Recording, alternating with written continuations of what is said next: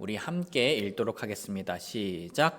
내가 새 명령을 너희에게 주노니 너희는 서로 사랑하라. 내가 너희를 사랑한 것 같이 너희도 서로 사랑하라.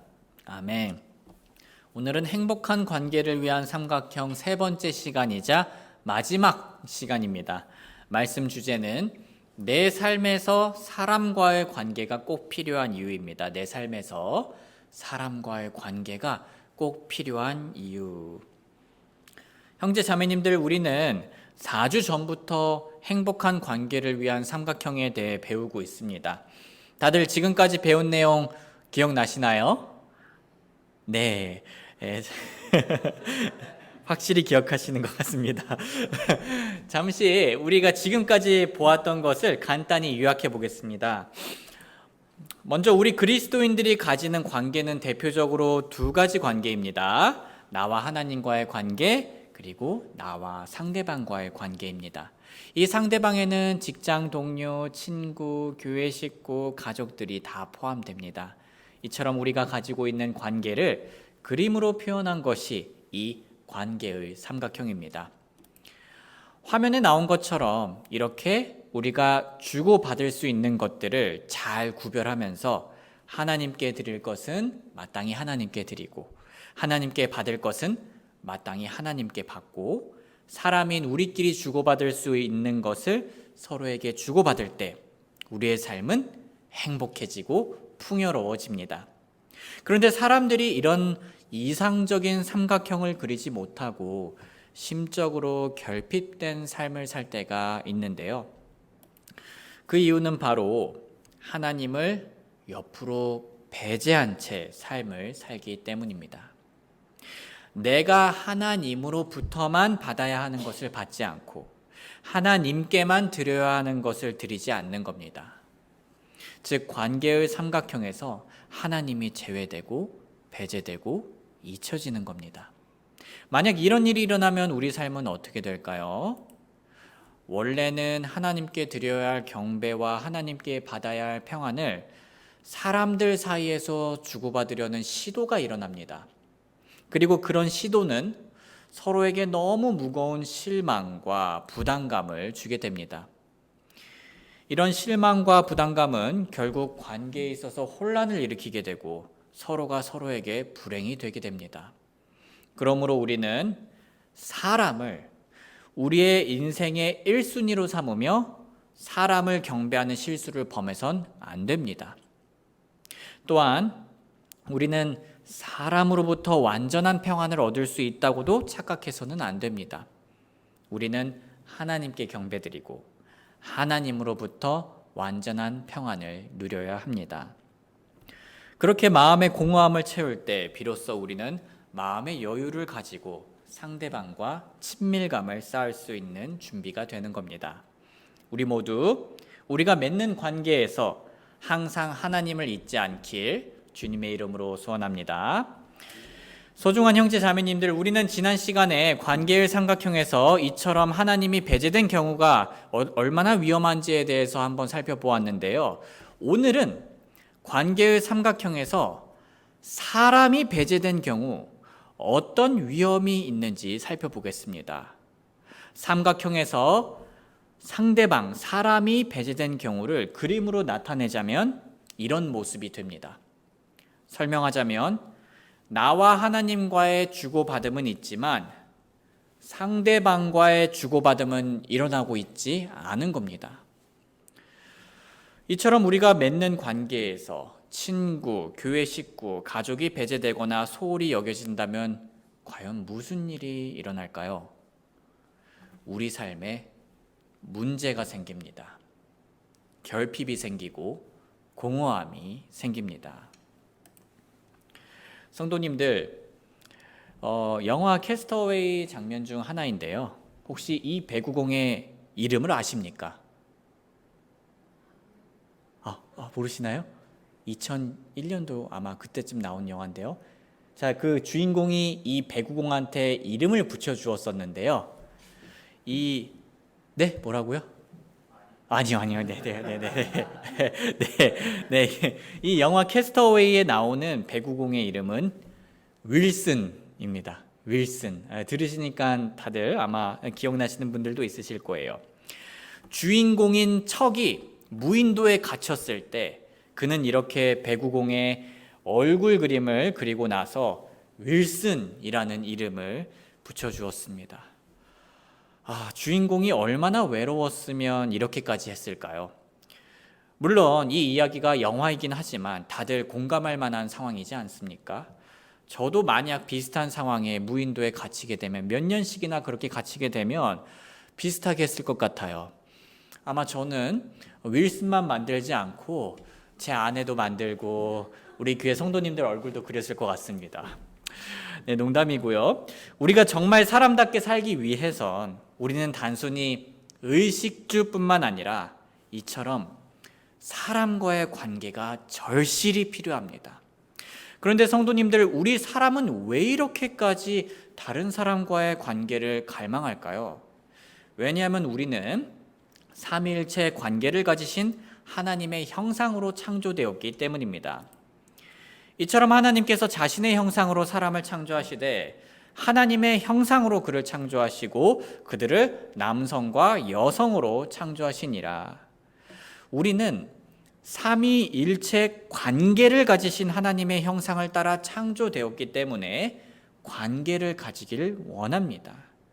이건 창조될 때 우리에게 부여된 자연스러운 본능이라고 할 수 있겠습니다. 하지만 아이러니하게도 오늘날 많은 사람들은 관계를 원하면서도 동시에 다른 사람과의 관계를 피하기도 합니다. 왜 그럴까요?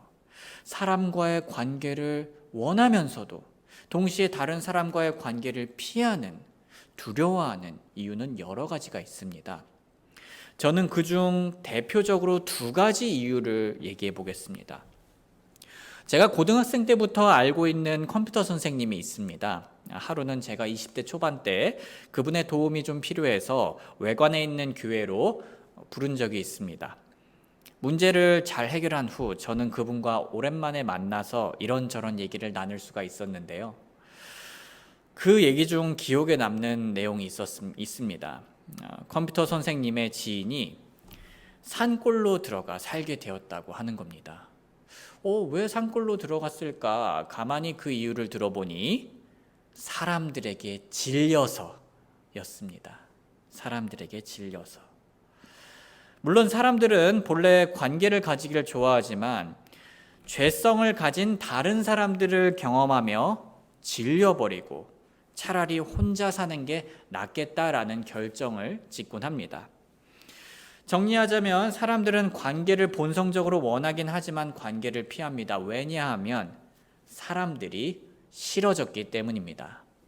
사실 이런 현상은 모든 사람들이 다 죄인이기 때문에 충분히 언제든지 누구에게나 일어날 수 있는 반응입니다.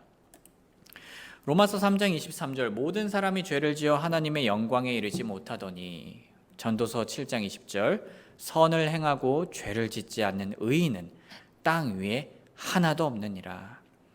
이렇게 죄인들로 넘쳐나는 세상에서 사람들에게 질려가지고 사람들을 피하는 경우가 빈번히 발생합니다. 그리고 사람들이 관계를 원하면서도 관계를 피하는 두 번째 이유가 있는데요.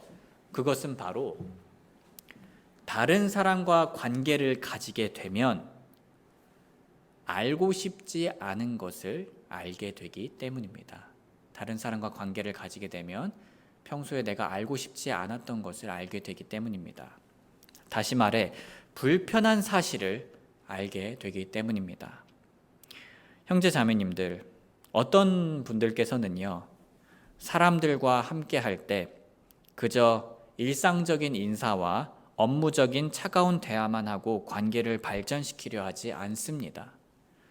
사람들과 함께 깊은 우정과 사랑을 나누려 하지 않습니다. 왜냐하면 그런 깊이 있는 관계를 가지게 되면 두 가지 일이 일어나기 때문입니다. 먼저 관계가 깊어질수록 상대방에 대하여 내가 알고 싶지 않았던 부분까지 알게 됩니다. 제가 어떤 얘기를 하는지 아마 경험적으로 아실 겁니다. 여기서 끝이 아닙니다. 상대방과의 관계가 깊어질수록 이번에는 나에 대하여 내가 알고 싶지 않았던 부분까지 알게 됩니다. 이것이 말로만 들으면 크게 와닿지가 않을 수 있는데요. 쉽게 예를 들어 보겠습니다. 이건 저희 신혼여행 때 사진입니다. 저 때는 제가 많이 날씬했었네요. 그립습니다. 네, 저와 제 아내는 결혼을 하고 나서 처음에 참 즐거웠습니다. 물론 지금도 즐겁습니다. 오해가 없으시길 바랍니다. 신혼만의 특별한 즐거움이 있었다는 얘기입니다. 저희는 부모님으로부터 마침내 독립을 하고 사랑하는 배우자와 함께 밤새도록 이야기꽃도 피우고 영화도 보고 맛있는 것도 먹었습니다. 그리고 서로에 대해 몰랐던 새로운 모습들을 알게 되며 신기하고 재밌었습니다. 하지만 그 새로 알게 된 새로운 모습들 중에서는요, 서로가 알고 싶지 않았던 부분까지 있었습니다. 저는 완벽한 줄만 알았던 제 아내의 단점에 대해서 알기 시작했습니다. 그건 아내도 마찬가지였습니다. 아내도 저의 단점에 대해 알기 시작했습니다. 그런데 저의 깨달음은요, 거기서 멈추지 않았습니다. 아내와 깊은 관계를 맺으면 맺을수록 저는 저에 대해서도 많이 알게 되었습니다. 저는 제가 누구인지 더 뚜렷하게 알게 되었습니다. 제가 외면하고 있었던 저의 단점, 제가 장점이라고 착각하고 있었던 저의 단점, 생각보다 더 부족한 저의 연약함을 알게 되었습니다. 소중한 성도님들, 꼭 부부관계가 아니더라도 우리가 친구, 교회 식구, 가족들과 관계를 깊게 맺을수록 우리는 새로운 상대방의 모습과 새로운 나의 모습을 발견하게 됩니다. 이 새로운 모습에는 분명 좋은 부분들도 많이 있지만요, 우리가 굳이 알고 싶지 않았던, 우리가 외면하고 싶었던 모습들까지 함께 있습니다. 그래서 때때로 사람들은 이런 불편한 진실들을 직면하고 싶지 않아서 다른 사람들과의 관계를 피하곤 합니다. 성도님들, 사람들에게 질려서 그리고 불편한 진실들을 알고 싶지 않아서 사람들을 피할 경우 우리는 사람들을 만나도 의미 있고 가치 있는 관계보다는 계속 피상적인 관계만 맺을 확률이 높습니다. 즉 나의 가족과 친구와 교회 식구와 표면적인 관계, 얕은 관계만 맺고 끝낼 수 있다는 겁니다. 더 나아가 자신을 마음의 무인도에 가두어 버려 고립시킬 수 있습니다. 특히 우리 그리스도인들은요, 어떤 면에선 이런 위험에 더 잘 노출될 수가 있습니다. 왜냐하면 나는 사람들과의 관계는 필요 없어. 하나님과의 관계만 중요해. 사람들과의 관계는 세속적인 거야. 내 꿈은 모든 사람들로부터 벗어나 그냥 섬에 들어가서 성경책만 가지고 성경만 공부하는 거야. 하나님과 나밖에 없겠지 라는 생각을 가질 수 있기 때문입니다. 물론요, 이런 말과 자세가 굉장히 영적으로 들릴 수 있습니다. 하지만 문제는 우리를 사랑하시는 하나님께서는, 우리를 창조하신 하나님께서는 우리가 그렇게 수도원에 갇히듯 이 세상에서 살기를 바라지 않으신다는 겁니다. 왜냐하면 하나님께서는 우리가 서로를 통해 얻을 수 있는 유익을 놓치지 않길 바라시기 때문입니다. 성도님들, 물론 우리 인생에서 하나님과의 관계가 1순위이고 가장 중요합니다. 그 사실은 변치 않습니다. 하지만 만약 우리가 하나님하고의 관계만 좋으면 됐지, 다른 사람들과의 관계는 내 인생에서 부차적인 것이고 중요하지 않아 라고 생각하는 것은 마치 우리의 자녀가 나는 부모님하고의 관계만 좋으면 됐지, 다른 사람들과의 관계는 별로 중요하지 않아 라고 생각하는 것과 같습니다. 성도님들, 만약에 자녀들이 혹은 미래의 자녀들이 난 엄마 아빠하고만 같이 살 거야. 엄마 아빠하고만 관계가 좋으면 돼. 나는 친구들도 필요 없고 다른 사람들 관계 필요 없어 라고 말한다면은 어떤 기분이 들겠습니까? 어떤 생각이 들겠습니까? 우리는 아마 그건 치우쳐진 생각이라고 생각할 겁니다. 성도님들, 당연히 저는 제 아들인 종훈이가 아빠인 저하고 관계가 좋기를 원합니다. 당연히 좋기를 원하죠. 그런데 그렇다고 해서 제가 제 아들이 평생 동안 저하고만 관계를 맺길 바랄까요? 아닙니다. 여기 사진을 보시면 저기 맨 오른쪽에 제 아들이 있는데요. 어디 친구 생일이었나 봅니다. 아버지로서 저는 제 아들이 이렇게 친구들하고 잘 어울리길 바랍니다. 그리고 친구들뿐만 아니라 선생님들하고도 잘 어울리길 바랍니다. 그리고 당연히 우리 교회 형제 자매님들하고도 잘 어울리길 바랍니다. 저는 왜 제 아들이 저뿐만 아니라 다른 사람들과의 관계도, 좋은 관계도 가지길 바랄까요?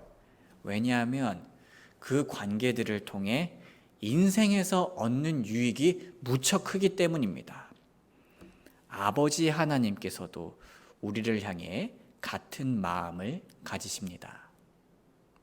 아버지 하나님께서는 우리가 하나님과의 관계만 좋게 가질 뿐만 아니라 우리의 친구, 교회 식구, 가족들과도 정말 좋은 관계를 가지길 바라십니다. 왜냐하면 그 관계 속에서 우리가 많은 유익을 얻을 수 있기 때문입니다. 어떤 유익이 있을까요? 먼저 깊고 의미 있는 관계는 서로가 발전하도록 도움을 줍니다. 한번 잠언 27장 17절 같이 읽어보겠습니다. 시작. 쇠가 쇠를 예리하게 하는 것 같이 사람이 자기 친구의 얼굴을 예리하게 하느니라. 성도님들, 저는 아까 사람들이 관계를 피하는 이유들 중 한 가지로 사람들이 불편한 사실을 알게 되어서 다른 사람과의 관계를 피한다라고 설명하였습니다. 기억나시죠? 그 불편한 사실은 상대방에 대한 단점과 나에 대한 단점이었습니다. 그런데 서로에 대한 단점을 알게 되는 것은 물론 어렵고 불편하지만 사실 우리에게 굉장히 유익한데요. 왜냐하면 우리에게 성장의 기회를 제공하기 때문입니다. 더 나아가 우리 자신에 대한 착각의 늪에서 빠져나오게도 도와줍니다. 우리에게 성장의 기회를 제공하고 우리를 착각의 늪에서 벗어나게 해줍니다. 이것이 무슨 말인지 이해하기 쉽게 예를 들어보겠습니다. 참고로 지금부터 하는 얘기는요, 제 아내의 허락을 구하고 하는 얘기입니다. 그러니 걱정하실 필요 없습니다. 최근 제 아내는 양말 서랍을 열고 잘 안 닫는 습관이 있었습니다. 저는 몇 번 그것을 보다가 한번 얘기했습니다. 여보, 양말 서랍은 사용하고 나서 다시 넣으세요. 제 아내는 당연히 네, 그럴게요 라고 대답했습니다. 다음날 아침이 되었습니다. 또 양말 서랍이 열렸습니다. 그래서 제가 여보, 양말 서랍은 사용하고 나서 다시 넣어주세요 라고 했습니다. 제 아내는 어머, 내가 안 넣었어요? 넣은 줄 알았네. 다음부터는 다시 넣을게요 라고 대답했습니다. 그 다음날 또 양말 서랍이 열렸습니다. 한결같았어요. 그래서 저는 어이가 없어가지고 웃으면서 여보, 양말 서랍 넣으세요 라고 얘기했습니다. 그러더니 제 아내는 웃으며 저에게 여보, 아무래도 이건 포기해야겠어요 라고 대답했습니다. 아직 저는 포기하지 않았습니다. 저는 이런 기회를 통해, 경험을 통해 저의 오래 참음을 더 단련할 수 있었습니다. 성도님들, 이건 정말 가벼운 예시였는데요. 이런 일들이, 비슷한 일들이 일어나죠. 같이 살다 보면요. 꼭 부부관계가 아니더라도 누구든지 깊은 관계를 맺기 시작하면, 그리고 그런 관계를 맺으려고 노력하면요, 서로의 단점을 자연스럽게 알게 됩니다. 우리는 서로의 단점들로 인해 부딪힘이 자연스럽게 생깁니다. 그리고 그 부딪힘은요, 우리의 부족한 부분을 더 성장시켜주는 계기가 됩니다. 제 아내가 없었다면 저는 그 오래 참음에 대한 부분을 훈련시킬 수 없었겠죠. 이처럼 깊은 관계를 통해 알게 된 상대방의 단점은 우리의 성품을 성장시킬 수 있습니다. 그런데 깊은 관계를 통해 알게 되는 것은 상대방의 단점만이 아닙니다. 우리는 깊은 관계를 통해 우리 자신의 부족한 점도 알 수 있게 됩니다. 이 사실은 동일하게 우리의 성품을 성장시킬 수 있는 계기가 되어줍니다.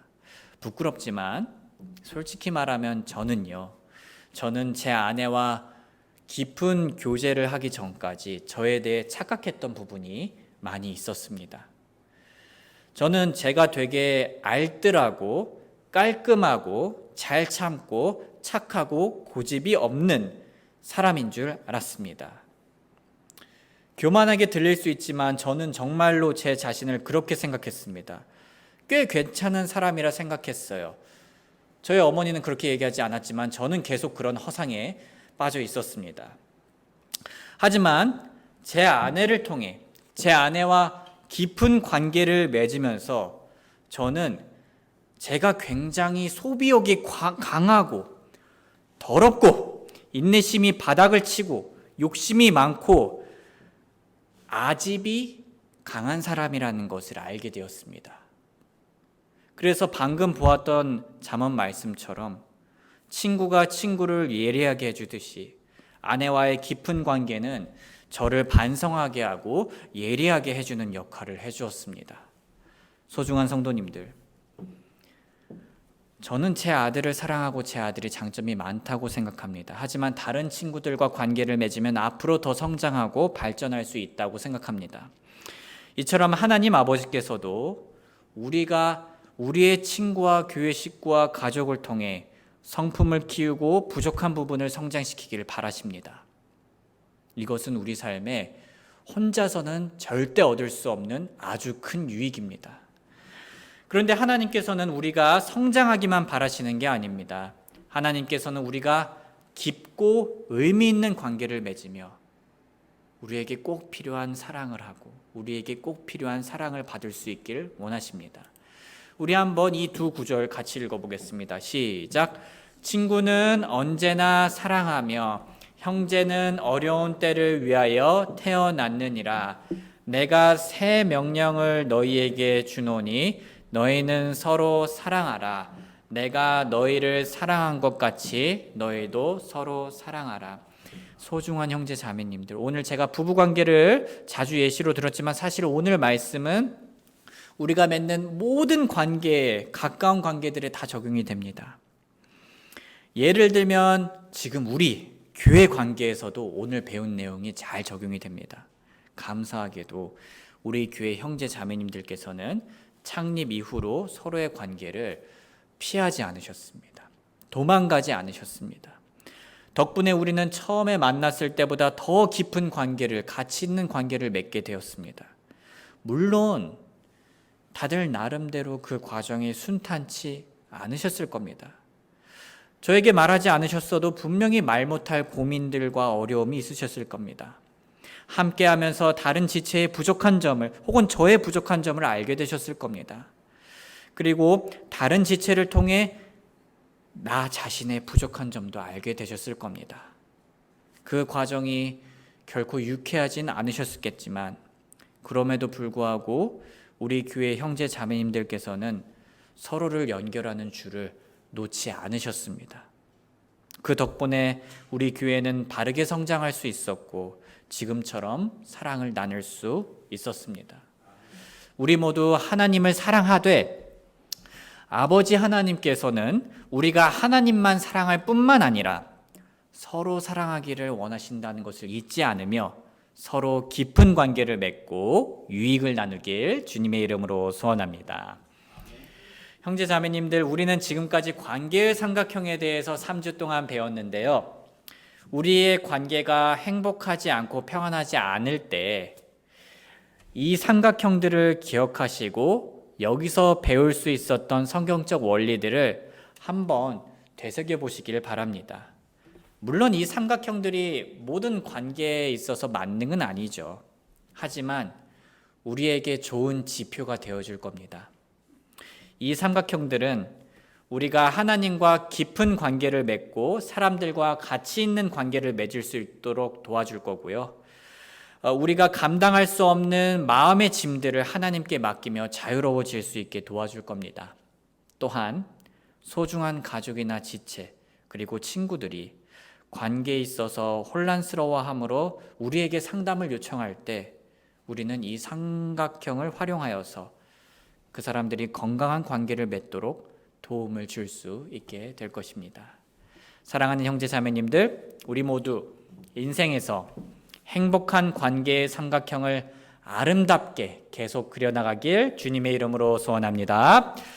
우리 잠시 노래가 연주되는 동안 혹시 하나님께서 허락해 주신 관계들을 소중히 여기지 않았거나 외면하고 있지는 않았었는지 생각해 보겠습니다.